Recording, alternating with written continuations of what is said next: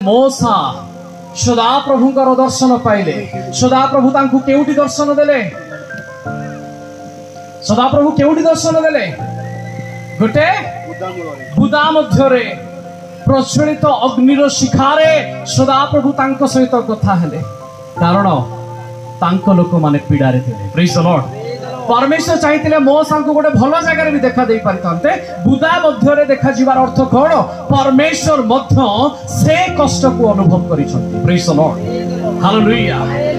से मेंढा गोटे झाड़ी बुदा भितरे फसिची, कारण सदा प्रभु आमानंकु से झाड़ी रु बंचिबा पाए निजे झाड़ी मध्य को जाइछंती। Praise the Lord. आमानंकु उद्धार करबा पाए से बळुसु कंटा पिंधि अछंती। Praise the Lord. देखंतु आपण माने जहांकर सेवा करंती से परमेश्वर आपणको कष्ट रे आपणको सहित था।